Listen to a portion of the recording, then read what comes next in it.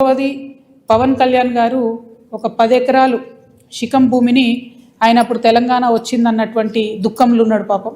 2014లో 11 రోజులు అన్నం తినలేదు, బాగా బాధపడుకుంటా ఏడ్చుకుంటా తెలంగాణలో ఒక 10 ఎకరాల శిఖం భూమిని ఆయన కొనుక్కున్నాడు. అప్పుడు కొనుక్కున్న తర్వాత ఏమైంది, ఆ కొనుక్కునే కన్నా ముందే చాలా చెరువులకు జనరల్గా ఫైనల్ చేసి మ్యాక్సిమం ఫ్లడ్ లెవెల్ అది డిసైడ్ చేయరు. కానీ ఈ పర్టికులర్ చెరువు పవన్ కళ్యాణ్ గారు ల్యాండ్ కొనుక్కున్నది కోడికుంట అనే చెరువు, సర్వే నంబర్ 706.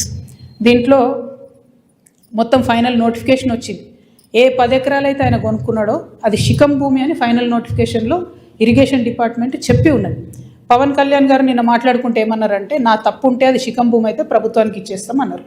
అయితే ఈయన రిజిస్ట్రేషన్ చేసుకునేటప్పుడు ఎన్ని తప్పులు దొరికాయంటే, అందులో ఓన్లీ 3 ఎకరాలే శిఖము, మిగతా 7 ఎకరాలు మాగాని అని రాసింది. కానీ అది తప్పు, ఖచ్చితంగా రికార్డ్స్లో ఉంది. నేను ప్రభుత్వాన్ని డిమాండ్ చేస్తూ ఉన్నాను, ఇరిగేషన్ రికార్డులో 10 acres శిఖం భూమి అని ఉన్నది.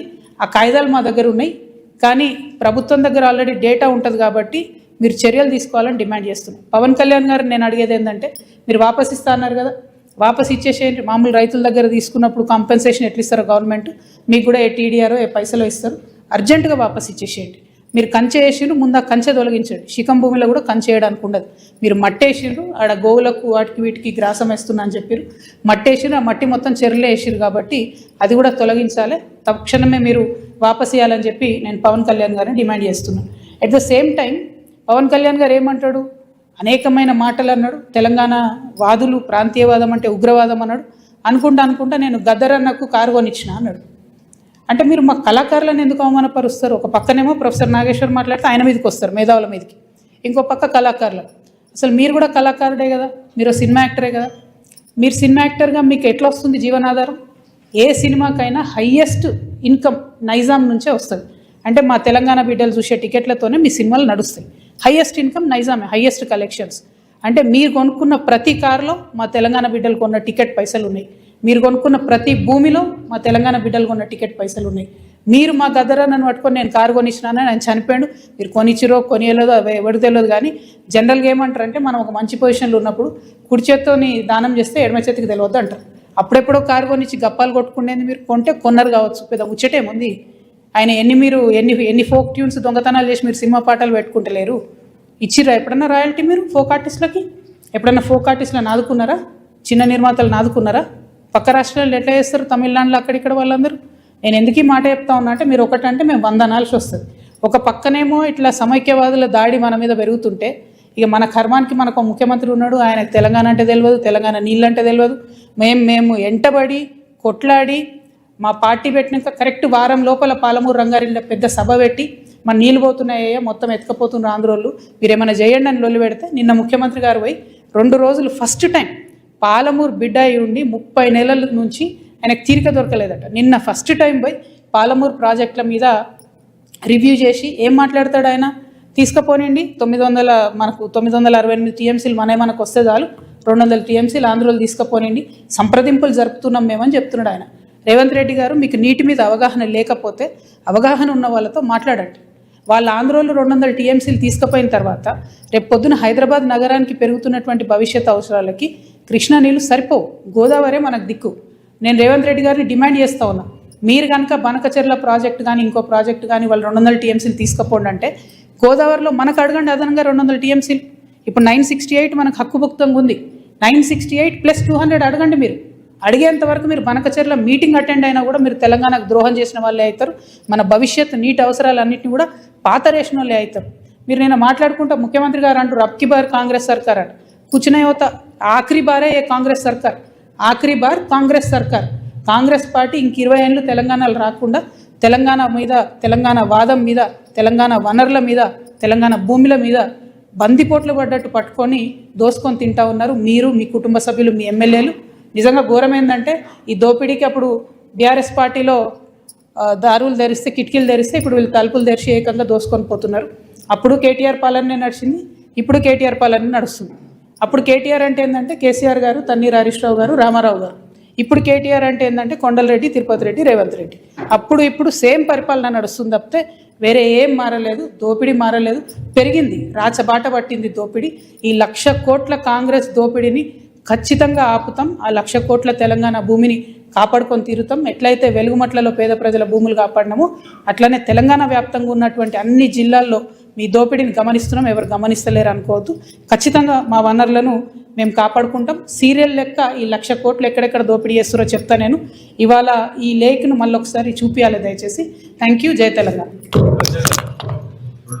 2014లో పవన్ కళ్యాణ్ భూములు పంపుతున్నారు, కానీ వివాదం ఇప్పుడు అవుతుంది. అంటే 12 ఏళ్లలో ఎందుకు దీన్ని ప్రశ్నించలేకపోయారు, ఎందుకు అడగలేకపోయారు?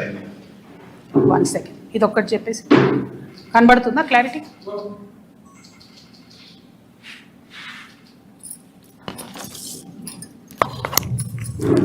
పవన్ కళ్యాణ్ కానీ ఎవరు కానీ భూములు కొనుక్కున్నా, అది రిజిస్ట్రేషన్ చేసుకున్నా, వాటి ఫైనల్ డీటెయిల్స్ తెలిసేంత వరకు మీకు తెలిసి నేను ఎక్కువ మాట్లాడను. నేను ఈ వివాదం వచ్చిన తర్వాత పర్టికులర్లీ పవన్ కళ్యాణ్ భూమి గురించి వాస్తవానికి నేను మాట్లాడలేదు. చాలామంది తెలంగాణ వాదులు తీసి ఇంటర్నెట్లో పెట్టిన తర్వాత అదేంది అని నేను డీటెయిల్గా తీసుకుంటే ఆ డీటెయిల్స్లో వచ్చింది ఏంటి అంటే అన్ని లేక్స్ లాగా కాకుండా ఈ లేక్కి ఫైనలైజేషన్ అయిన తర్వాత వారు కొనుక్కున్న 10 ఎకరాలు కూడా శిఖం భూమి అని తెలుస్తుంది. కాబట్టి ఆయనే అన్నారు కదా, శిఖం భూమి అని తెలిస్తే వాపస్ ఇస్తాను, వాపస్ ఇవ్వమని మేము డిమాండ్ చేస్తున్నాం అంతే. ఏమో నీకు బరాబర్ మా జాగిరే కదా, తెలంగాణ ప్రజల జాగిరే కదా, పవన్ కళ్యాణ్ జాగిర్ అయితే కాదు కదా, పవన్ కళ్యాణ్ వాళ్ళ ఫాదర్స్ జాగిర్ కాదు కదా, మా జాగిరే కదా. మేము కదా కొట్లాడింది తెలంగాణ కోసం. ఇట్లాంటి వాళ్ళందరినీ ఎదిరించి కొట్లాడినాం కదా. పవన్ కళ్యాణ్ అయితేంది, వాళ్ళ అన్న అయితేంది, మొత్తం వాళ్ళ ఆంధ్ర సంతతంతా వచ్చి కొట్లాడితే కూడా తెలంగాణ బిడ్డరు ఏదో చిన్న చీమలైన పెద్ద పామును బట్టి సంపుతాయన్నట్టుగా అంత పెద్ద ఆంధ్ర విషకూరల నుంచి తెలంగాణను బయటికి తెచ్చుకున్నాం కదా. ఏం ఊరుకోము, అంటే కొట్లాడినాం, మేము కడుపు కట్టుకొని కొట్లాడినాం కాబట్టి ఖచ్చితంగా కోపం వస్తుంది, ఖచ్చితంగా ఆవేశం ఉంటుంది. ఇక్కడ మీరు వచ్చి రాజకీయాలు చేస్తామంటే మాత్రం ప్రజలు ఓడిస్తారు ఖచ్చితంగా. ఇప్పుడు రాజ్యాంగం చెప్పింది కాబట్టి ఎవరైనా ఎక్కడన్నా పోటీ చేయొచ్చు అనే దానికి ఇబ్బంది ఏం లేదు. కానీ నైతికత అనేది ఒకటి ఉంటుంది. మీ వల్లనే సావగొట్టబడి, మా వనరులు దోచుకోబడి, మా సంస్కృతి మరుగున పడిపోయి, మేము ఇబ్బంది పడి 1200 మంది అమరవీరులు చచ్చిపోతే నువ్వు ఇక్కడ వచ్చి రాజకీయం చేస్తా అంటే మరి మేము తెచ్చుకున్నది ఎందుకు తెలంగాణ? మేము చూసుకుంటే ఎందుకు ఊరుకుంటాం? టెక్నికల్గా నువ్వు 100 పనులు చేయొచ్చు, కానీ మారాలిటీ ఉండదా లైఫ్లో? నైతికత ఉండదా? చాలా పెద్ద నైతిక విలువలు చెప్పేటటువంటి మనిషి వద్దు ముర్రు అంటే ఈ వన్ సైడ్ లవ్ ఏంద్రా నాయన, మాకు అర్థమైతే లేదు. వద్దు బాబు, మీ ఆంధ్రాలో మీరు ఏమైనా చూసుకోండి అంటే ఈ గోలేంది, మీద వచ్చి యాసిడ్ వస్తా అన్నట్టు ఈ బలవంతము లవ్ ఏంది, నాకు అర్థమైతలేదు. అక్కడ కట్టుకోండి కదా క్యాపిటల్, ఆడ పడవలు వేసుకొని పోయే పరిస్థితి ఉంది, ఆడ కట్టుకోండి. అక్కడ ప్రజలను బాగా చూసుకోండి, అక్కడ ప్రజలకు హెల్ప్ చేయండి, అక్కడ పేద ప్రజలకు పనులు చేయండి. అవన్నీ ఇట్సబెట్టి వచ్చి మా మీద పడి ఎందుకు? ఇక్కడ లేరా మా నాయకులు? మస్తు మంది ఉన్నారు కదా. మేమే ఎవరమవరం గెలుస్తాం, మేమే ఎవరమవరం చేసుకుంటాం. మా వాళ్ళు చేయగలిగినంత మేము చేసుకుంటాం, మేము బాగుపడతాం. Thank you.